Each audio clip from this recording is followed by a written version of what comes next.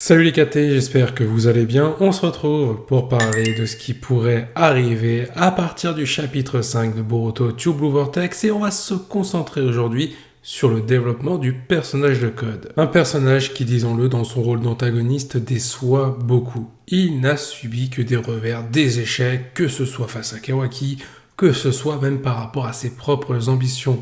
Faire perdurer la volonté des Ototoki et surtout devenir lui-même un Ototoki. Pour l'instant, il a échoué en tout et surtout les derniers chapitres nous montrent qu'il a complètement foiré ce qu'il devait faire, c'est-à-dire s'en prendre à Boruto, Kawaki je l'ai dit, s'en prendre à Naruto, Sasuke, il n'est même plus capable de battre Boruto. Donc que faire de ce personnage qui est pourtant toujours en vie à la fin du chapitre 4 de Boruto True Blue Vortex? Alors c'est vrai, la question elle est vite répondue, est-ce un antagoniste raté? Pour l'instant la réponse est oui, mais est-ce que c'est un personnage qui a un développement vraiment foireux jusqu'au bout, c'est-à-dire qu'il n'y a plus rien à faire pour le sauver? C'est un personnage qui a servi entre guillemets de transition pour amener aux véritables menaces que sont les Katshinju et certainement que ça va découler sur d'autres menaces encore. Donc ce personnage de Code aurait-il juste servi d'élément scénaristique pour faire avancer l'histoire? La réponse pourrait être positive, mais il y a encore quelque chose à faire avec ce personnage, surtout au niveau de son enfance et au niveau de sa mentalité. Quand on regarde le personnage de Code depuis qu'il est apparu dans le manga pour la première fois, c'est un personnage qui nous a été présenté comme un admirateur pour Ishiki envers Ishiki Ototoki et qui voue une loyauté sans faille pour la volonté des Ototoki, incarnée et représentée à ce moment-là par Ishiki. Aujourd'hui, l'objectif de Code, les ambitions de Code, n'ont pas vraiment songé faire perdurer l'héritage d'Ishiki Ototoki, c'est-à-dire faire perdurer la volonté des Ototoki. Mais justement, la question elle se pose là. Pourquoi Code voue autant d'admiration pour tout cela? Qu'est-ce qu'a apporté Ishiki pour que le personnage de Code soit autant fidèle? Parce qu'on a un contraste à faire. Pourquoi Kawaki, lui qui a été aux côtés d'Ishiki et aux côtés d'Amado, déteste autant Ishiki par rapport à tout ce qu'il a vécu? Ça semble crédible. Mais pourquoi le personnage de Code, qui a vécu la même chose que Kawaki, pour obtenir un Kama, lui voue plutôt de l'admiration? Il est vrai que Code, qui était enfant, tout comme Kawaki à l'époque, devrait éprouver les mêmes sentiments que Kawaki à l'égard d'Ishiki, mais aussi à l'égard d'Amado. Alors pour le coup, Code n'aime pas vraiment Amado, mais en tout cas, il aime Ishiki, ce qui n'est pas le cas pour Kawaki. Alors qu'est-ce qui a fait la différence? La réponse se trouve forcément dans l'enfance de Code. Comment trouver cette réponse qui vient du passé alors que maintenant l'histoire se déroule avec les événements du présent et avec des conséquences qui vont arriver par rapport au futur qu'a vu Boruto, qu'a eu comme information Boruto plutôt. Ça va être compliqué de développer le personnage de Code s'il doit y avoir un développement à un moment donné, si on se concentre désormais sur Boruto et Kawaki.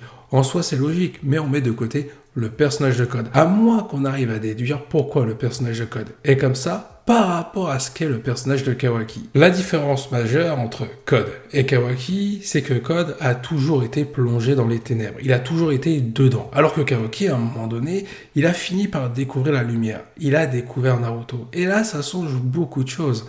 Naruto, il incarne la liberté. Le fait de pouvoir offrir aux autres la liberté de choisir, de faire les choses qu'ils veulent, tout simplement de vivre leur vie. Kawaki a goûté à cela. Code, lui, n'a jamais goûté à cela, puisqu'il a toujours été aux côtés d'Ishiki et de Kara. Et souvenez-vous de ce qui a été dit dans le chapitre 4 de Boruto True Blue Vortex, notamment par rapport au Shinju qui ressemble à celle de Delta. Code a toujours été instrumentalisé, c'est-à-dire manipulé.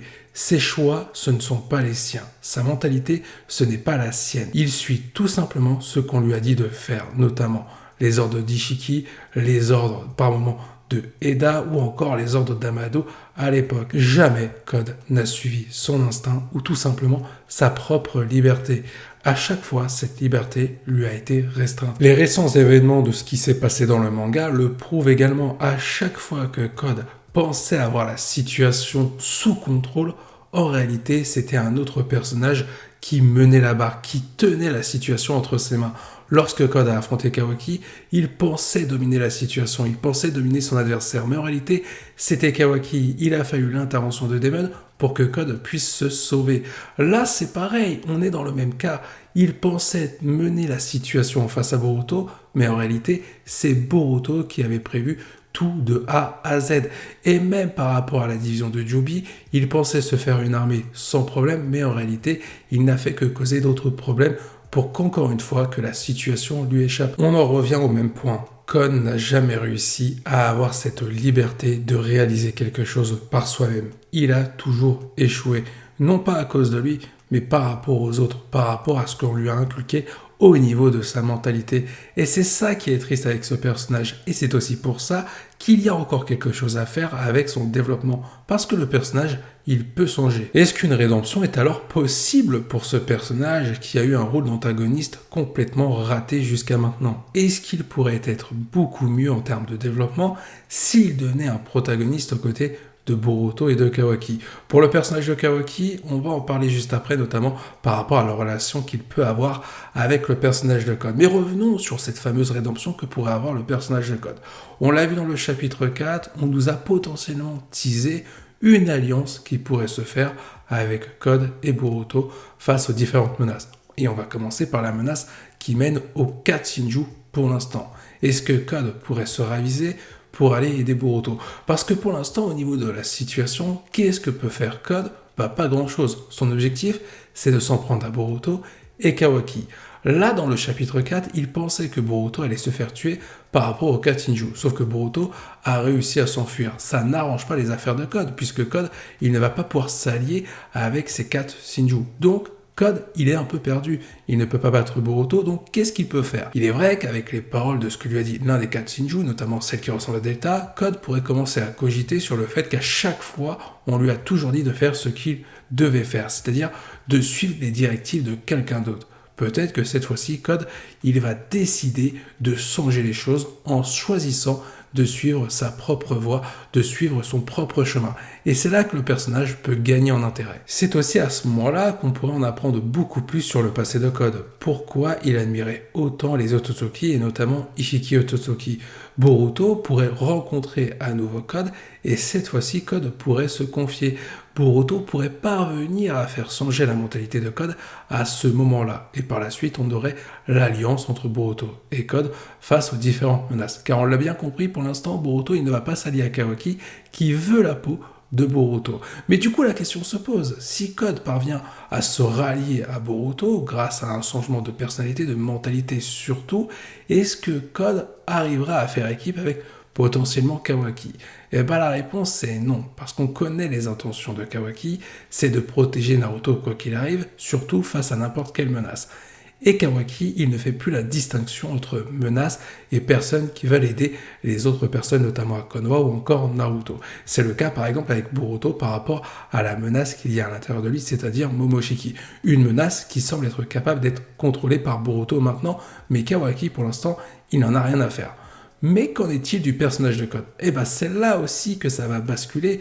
Kawaki, lui, pourrait très bien s'en foutre de savoir que Code a changé, il pourrait tuer de sang-froid Code. C'est là qu'on pourrait revenir aux propos qui avaient été dits par Boruto face à Kawaki lors de ce fameux combat qui nous avait été présenté au début de l'œuvre, qui se situe après l'ellipse. Boruto contre Kawaki, Boruto avait dit à Kawaki qu'il ne pensait pas que celui-ci irait aussi loin.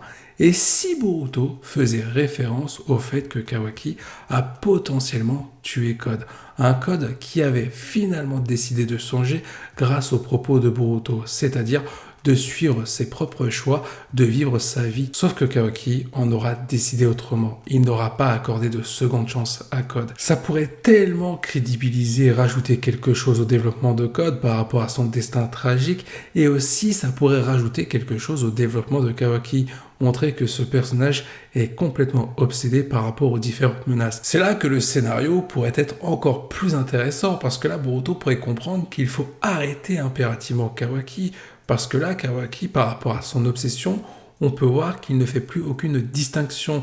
Code en a fait les frais et Boruto est certainement le prochain, ce qui aurait dû être le cas depuis le début. On peut clairement se servir de Code comme déclencheur pour amener au combat entre Boruto et Kawaki, par rapport à ce qu'est en train de faire Kawaki sur ses actions qui sont devenues complètement néfastes. Kawaki pourrait suivre tout simplement le même chemin qu'Ishiki, alors que Code était parvenu, lui, à en sortir. Le contraste pourrait se poursuivre entre les deux et ça pourrait clairement servir au développement de plusieurs personnages, Boruto, Kawaki et Code. Honnêtement, je vous propose un scénario qui pourrait être hyper sympa à suivre, mais aussi très triste à la fois. Boruto et Code s'allient face au Katinju, et les deux parviennent à les battre, ce qui permet au monde Shinobi d'être libéré de l'emprise de certaines créatures de Jubi, donc ce qui s'est passé par rapport au dernier chapitre, et on pourrait revoir Sasuke grâce à ça. Mais lorsque cette menace est résolue, Kawaki pourrait débarquer et tuer directement Code pour s'occuper de Boruto. Et là, on rejoindrait le scénario qui nous avait été montré lorsque Boruto était en train d'affronter Kawaki. N'hésitez pas à me donner votre avis par rapport à ça et même par rapport à ce que j'ai pu dire dans cette vidéo. Sur ce, il est temps de s'arrêter là. Je vous dis à la prochaine, portez-vous bien et n'oubliez pas que la volonté du KT soit avec vous.